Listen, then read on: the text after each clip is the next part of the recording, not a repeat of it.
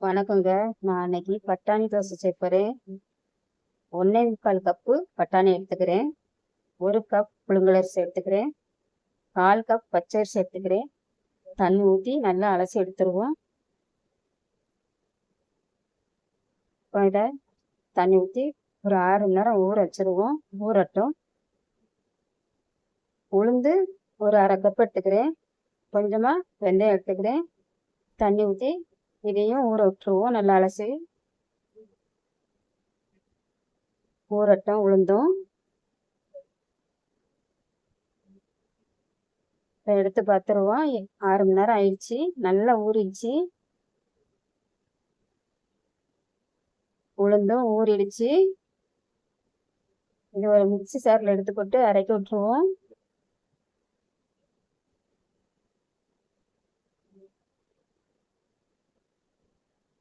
உளுந்து முழுகிற அளவு தண்ணி சேர்த்துட்டு அரைக்க விட்டுருவோம். நல்லா நைஸாக அரைச்சிட்டு இருந்துருவோம். நைஸாக அரைப்பட்டுடுச்சு. இதை ஒரு பாத்திரத்தில் ஊற்றிடுவோம். நல்லா ஒரு கரண்டி போட்டு ஒரு 2 நிமிஷம் கை விடாமல் அடித்து கலக்கி விடணும். இப்போ தான் தோசை பஞ்சு போல் இருக்கும். சாஃப்டாகவும் இருக்கும் தோசை.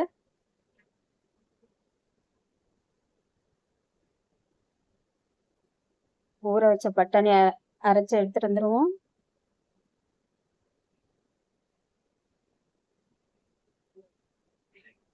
பட்டாணி மூழ்கிற அளவு தண்ணி சேர்த்துட்டு நல்லா நைஸாக அரைச்சி எடுத்துட்டு வந்துடுவோம். இப்போ நைஸாக அரைப்பட்டுடுச்சு. உளுந்த மாவோட ஊற்றிடுவோம் ஒன்றா.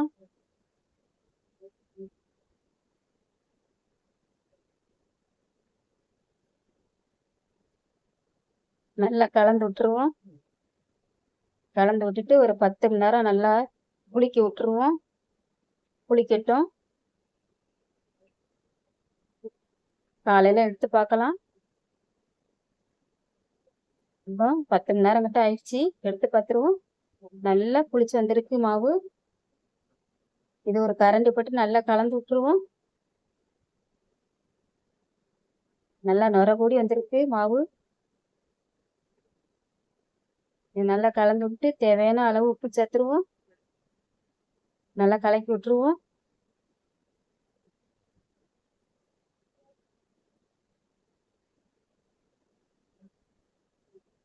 இதை ஒரு தோசை கல் எடுத்து ஊற்றிடுவோம்.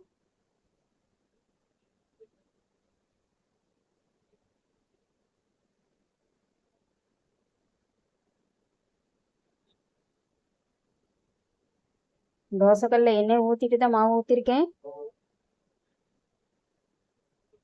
நைஸாகவும் சுடலாம், கல் தோசையாகவும் சுடலாம். சுற்றில எண்ணெய் ஊற்றிட்டு வேக விட்டுருவோம். திருப்பி போட்டுருவோம்.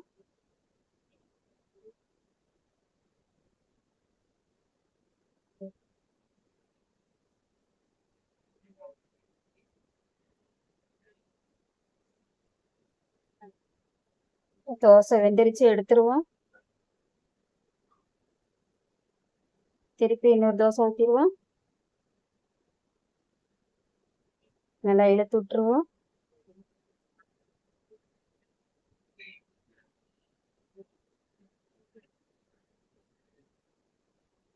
சுற்றில எண்ணெய் ஊற்றிடுவோம். தோசை வெந்துருச்சு. திருப்பி போட்டுருவோம்.